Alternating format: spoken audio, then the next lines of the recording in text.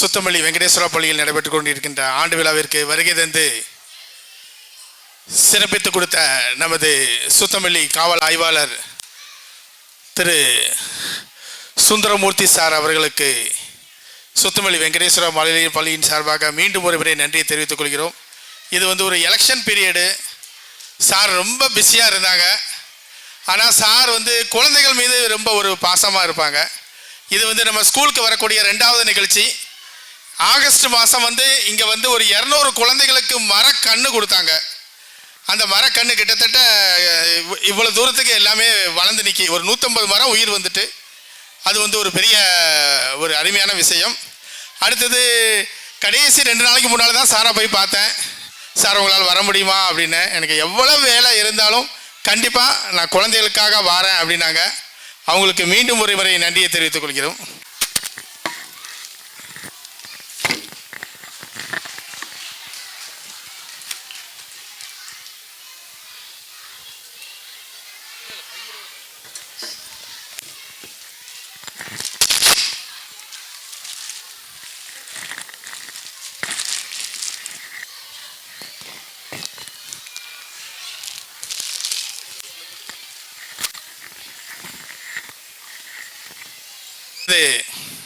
காவல் ஆய்வாளர் எல்லாருமே இந்த நேரத்தை இன்ஸ்பெக்டர்ஸ் ஒவ்வொரு நம்ம ஸ்டேஷனில் வரக்கூடிய சுத்தமல் வரக்கூடிய எல்லா இன்ஸ்பெக்டருமே நம்ம ஸ்கூலுடைய பிளாட்ஃபார்மை அவங்க யூஸ் பண்ணிக்குவாங்க. அதாவது அவங்களுக்கு மக்களுக்கு நிறைய விஷயங்கள் சொல்லணும்னு ஆசைப்படுவாங்க. ஒவ்வொருத்தரும் நிறைய சொல்லியிருக்காங்க. அதன் வரிசையில் நம்ம சாரும் நம்ம மக்களுக்கு சில அவேர்னஸை தராங்க. நன்றி. உங்கள் அனைவருக்கும் வணக்கம்.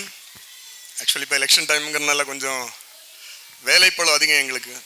ஆனாலும் சரி, அப்துல் கலாம் கனவு கண்டது மாதிரி சின்ன பிள்ளைங்க தான் வருங்கால இந்தியா அப்படிங்கிற தாட்டில் அசைக்க முடியாத நம்பிக்கை உண்டுவன் நான்.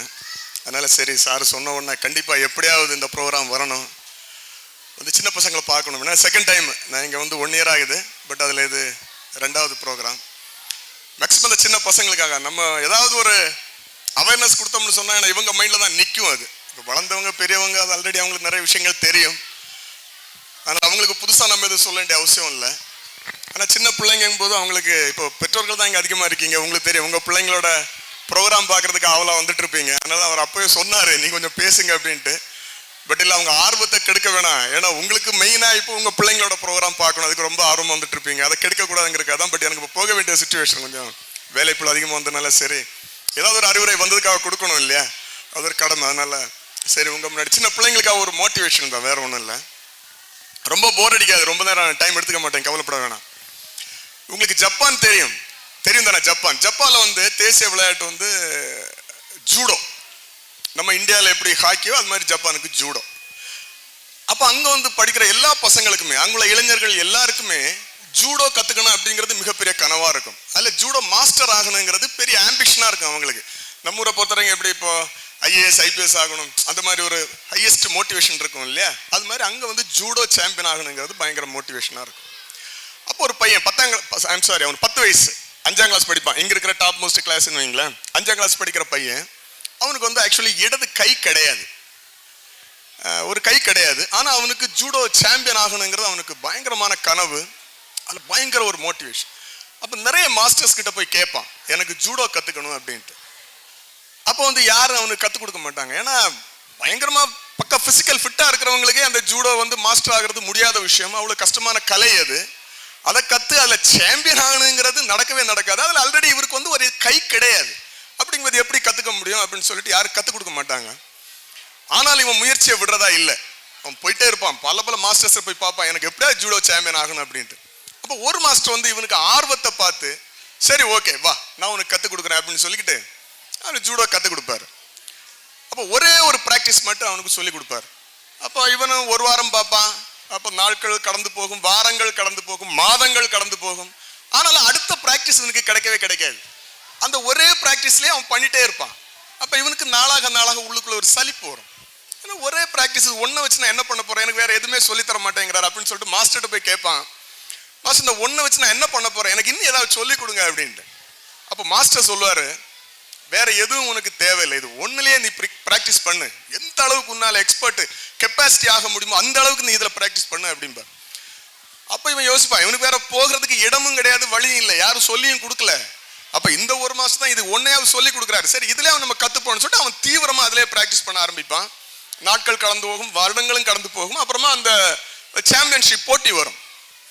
போட்டி வரும்போது இவன் அந்த பிராக்டிஸ்க்கு போவான். எல்லாம் இவனை பரிதாபமா பார்ப்பாங்க. ஃபர்ஸ்ட் ரவுண்ட் போனோன்னு, என்னடா அவன் எவ்வளவு பெரிய ஆள், என்னென்னமோ அவ்வளவு பிசிக்கலா வந்துட்டு இருப்பான், அவனாலே முடியல, ஒரு கையில வந்து நிற்கிறான், இவனால எப்படி முடியும் அப்படின்ட்டு.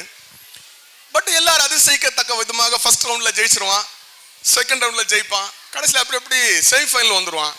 மாஸ்டர்கிட்ட போய் கேட்பான், மாஸ்டர் எப்படி நான் செமிஃபைனல் வரைக்கும் வந்துட்டேனே அப்படின்ட்டு. உன்னால முடியும், நீ பண்றா அப்படின்பாரு. செமிஃபைனலையும் ஜெயிச்சிருவான். எல்லாருக்கும் பயங்கர அதிசயம், எப்படா இவன் இந்த அளவு ஒரு கை இல்லாம எப்படி வர்றான் அப்படின்ட்டு. கடைசியில் ஃபைனல் பார்த்தா ஃபைனல்ல போய் நிற்பான். இவனுக்கு முன்னாடி அவன் ஒரு மலை மாதிரி வந்து நிற்பான். அவன் ஜூடோ சாம்பியன், அவன் ஏகப்பட்ட கப் அடிச்சவன். இவனை பார்த்து பரிதாபப்பட்ட அப்படி நிற்பான். அவன் ஒரு அடிக்கு எப்படி பத்துவான் அப்படின்னு சொல்லிட்டு நிற்பான்.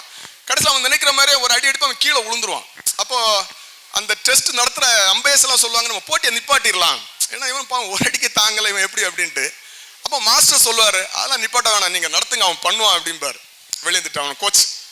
அப்போ கடைசியில் அவன் எந்திரிப்பான். அவன் ஜூடோ மாஸ்டர் உடனே அவன் அந்த ஆப்போசிட் வந்து ரொம்ப அசால்ட் ஆயிடுவான். ஒரு அடியில் அவன் கீழே வந்துட்டு அவன் என்ன பண்ண போறான்னு சொல்லிட்டு அவனுடைய அந்த சேஃப்டி உபகரணங்கள் எல்லாம் கழட்டி வச்சுட்டு கேஷ்ல வந்து நிற்பாரு. கடைசியில் யாரு எதிர்பார்க்காத விதமா இவனுக்கு அந்த ஒரு கலை வச்சு ஒரு அட்டியோட அவன் முடிஞ்சிடுச்சு, அவ்வளவுதான். அவன் எதிராளி கீழே விழுந்துருவான், இவன் சாம்பியன். யாராலையும் நினைச்சே பார்க்க முடியல, எப்படா ஒரு கை இல்லாம இவன் இப்படி சாம்பியன் ஆயிட்டான் அப்படின்ட்டு. கடைசியில் இவனாலே நம்ப முடியாது, ஜெயிச்சவனாலே நம்ப முடியல. அப்ப மாஸ்டர்கிட்ட கேட்பான், மாஸ்டர் நான் எப்படி ஜெயிச்சேன் அப்படின்ட்டு. அதான் மாஸ்டர் சொல்லுவாரு, ஒண்ணு உனது தன்னம்பிக்கை, ஜெயிச்ச நீ ஜெயிக்கிறதுக்கு ரெண்டு காரணம், தன்னம்பிக்கையில ஜெயிச்ச. இன்னொன்னு உன்னுடைய இந்த கலையில உன்னை கட்டுப்படுத்தணும்னா உன்னுடைய எதிராளி உன்னுடைய இடது கையை பிடிக்கணும், உன்னுடைய இடது கையை பிடிச்சு பிளாக் பண்ணா மட்டும்தான் உன்னை வந்து தடுக்க முடியும் அப்படின்னு. இவனுதான் இடது கையே கிடையாது, அப்ப எதிராளி எப்படி இவன் இடது கையை பிடிக்க முடியும்? சோ எது இவனுக்கு தடையா இருந்துச்சோ அந்த தடையினால அதை அவன் ஓவர் கம் பண்ணி அட்வான்டேஜா ஆக்கி அந்த கப்பை அவன் ஜெயிச்சிருக்கான். சோ இதுல புரியுதா உங்களுக்கு? மாறல் என்னன்னு புரியுதா? எதுவுமே தடை கிடையாது, எதுனாலும் நம்ம தாண்டி வரலாம். கடல் வந்து அனைவருக்கும் சமமான வாய்ப்பை தான் வழங்குது. அதுல முங்கி முத்தெடுக்கிறதும் நத்தையை எடுத்துட்டு வர்றதும் நம்ம மூச்சடைச்சு உள்ள முங்கிறத பொறுத்து நம்முடைய கெப்பாசிட்டி. ஸோ அது மாதிரி பிள்ளைங்களும் எந்த ஸ்கூல்ல படிச்ச எப்படிங்கலாம் முக்கியம் இல்லை, எந்த ஸ்கூல்ல படிச்சாலும் தன்னுடைய திறமை தன் மீது உள்ள நம்பிக்கை இருந்துச்சுன்னா எந்த லெவலுக்கும் பெரிய லெவலுக்கு வரலாம். அதனால பெற்றோருக்கு வந்து ஒரே ஒரு அட்வைஸ், இந்த குட் டச் பேட் டச் தயவு செய்து பிள்ளைங்களுக்கு சொல்லிக் கொடுங்க. அது பெண் குழந்தைகளுக்கு மட்டும் இல்லை, பசங்களுக்கு சேர்ந்தான். பிலோ தி ஏஜ் ஆஃப் 12 பசங்களுக்கு அது பொருந்தும். அதனால சொந்த நெருங்கிய ரிலேட்டிவ்ஸ், நிறைய பிரச்சனைகள் ரிலேட்டிவ்ஸ்னால தான் வருது. அதனால அதுக்காக எல்லாரையும் நான் குறை சொல்லலை, பட் பிள்ளைங்களுக்கு பொதுவாக நீங்கள் சொல்லிக் கொடுக்க வேண்டிய விஷயம், எங்கள் பெற்றோர் அதிகம் இருக்கிறதுனால சொல்கிறேன். குட் டச் எது, பேட் டச் எதுன்னு சின்ன பிள்ளைங்க, அது ஆண்பாளர் பெண்பாளர் இருபாலருக்குமே சொல்லிக் கொடுத்து வளங்க. நல்லதொரு சமுதாயத்தை உருவாக்குவதற்கு இந்த சின்ன ஸ்கூல்ல இருந்தே நம்ம பிராக்டிஸ் பண்ணி வந்துட்டோம்னு சொன்னா கண்டிப்பா வளமான சமுதாயத்தை நம்ம உருவாக்கலாம். வாய்ப்பளித்தமைக்கு நன்றி, தேங்க்யூ. ரொம்ப அழகா பேசுனாங்க. இன்ஸ்பெக்டர் சார் சொல்ல மாதிரி பல தடைகளை நம்ம மீறி நம்ம ஜெயிக்கணும். அதாவது சார் சொன்ன ஒரே ஒரு கான்செப்ட் தான். ப்ரூஸ்லிட்ட ஒரு மட்டும் கேட்டாங்க, நீ யாரை பார்த்து நீ ரொம்ப பயப்படுவ அப்படிங்கிற ஒரு வார்த்தையே கேட்டாங்க. அவர் சொன்னது, பல விஷயங்களை தெரிஞ்சவரை பற்றி நான் ரொம்ப பயப்பட மாட்டேன், ஒரே விஷயத்தை பல முறை செஞ்ச ஆளை பார்த்து தான் நான் பயப்படுவேன் அப்படின்னு அவர் ஒரு அருமையான ஒரு கருத்தை சொல்லுவார்.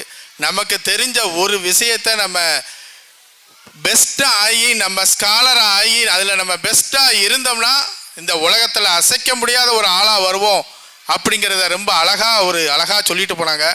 எப்பயுமே இந்த யூனிஃபார்ம்டு சர்வீஸுமாங்க, அவங்க எல்லாத்துலேயும் எக்ஸ்பர்ட்டாக தான் இருப்பாங்க. இப்போ பாருங்கள், ஒரு அழகான ஒரு ஸ்பீச் கொடுத்துட்டு ஜம்முன்னு அவங்க சார் கிளம்பிட்டாங்க. அவங்களுக்கு வெங்கடேஸ்வரா மலரி பள்ளியின் சார்பாக ஒரு நன்றியை தெரிவித்துக் கொள்கிறோம். நன்றி, வணக்கம்.